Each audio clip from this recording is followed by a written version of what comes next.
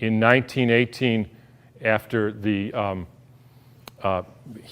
biggest pandemic, the Spanish flu pandemic of 1918, Steiner was asked, what was this all about? And he said, well, viruses are simply excretions of a toxic cell. Viruses are pieces of DNA or RNA with a few other proteins. They bud out from the cell.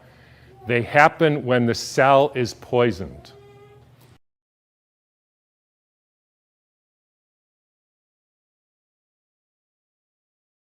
So what happened in 1918? There was a huge, in every pandemic in the last 150 years, there was a quantum leap in the electrification of the Earth. In 1918, late fall of 1917, there was the introduction of radio waves around the world. Whenever you expose any biological system to a new electromagnetic field, you poison it, you kill some, and the rest go into a kind of suspended animation so that, interestingly, they live a little bit longer and sicker.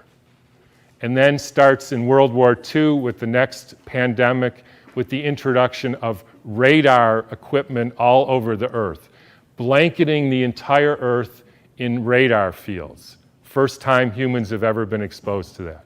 In 1968, there was the Hong Kong flu, and it was the first time the Earth has a protective layer in the Van Allen belt, which essentially integrates the cosmic fields from the sun and the Earth, from the moon and Jupiter, etc., integrates that and essentially distributes that to the living beings of the Earth. And we put satellites emitting radioactive frequencies in the Van Allen belt. Within 6 months, we had a new viral pandemic. Why viral? Because the people are poisoned, they excrete toxins, they look like viruses. People think it's a flu epidemic.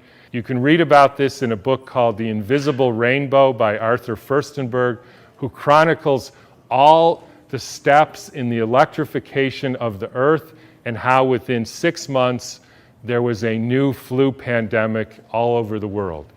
And when you hear the normal explanations, how did it go from Kansas to South Africa in 2 weeks? So the entire world got the symptoms at the same time, in spite of the fact that the mode of transportation was horseback and boats, and there's no explanation for it. They just say, we don't know how that happened.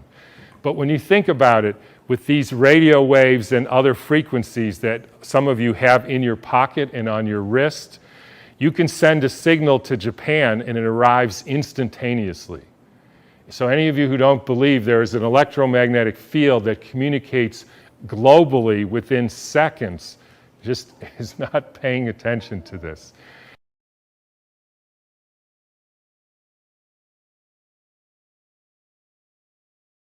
And I will only finish by pointing out that there has been a dramatic and quantum leap in the last 6 months with the electrification of the Earth.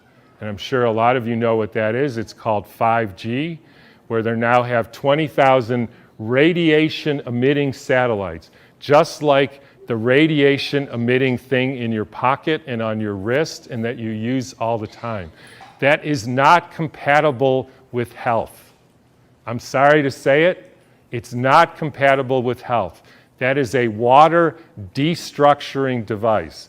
And for any of you who say, yeah, well, we're not electrical beings, we're just physical matter, then don't bother doing an EKG or an EEG or a nerve conduction test, because we are electrical beings and the chemicals are only the byproduct of those electrical impulses. And I'll finish with, anybody want to make one guess as to where the first completely blanketed 5G city in the world was? Exactly. So when you start thinking about this, we are in an existential crisis here, folks, the likes of which humankind has never seen. But this is something that is unprecedented. the putting of 100,000 satellites in the very blanket of the Earth. And that is a perfect storm for the kind of deterioration of the species, which is what we're now experiencing. In times when there were no electrical currents, when the air was not swarming with electrical influences, we're talking 1917, it was easier to be human. For this reason, in order to be human at all today, it is necessary to expend much stronger spiritual capacities than was necessary a century ago. So I'll just leave you with whatever you can do to increase your spiritual capacities, because it's really damn hard to be a human being these days. So thanks for listening.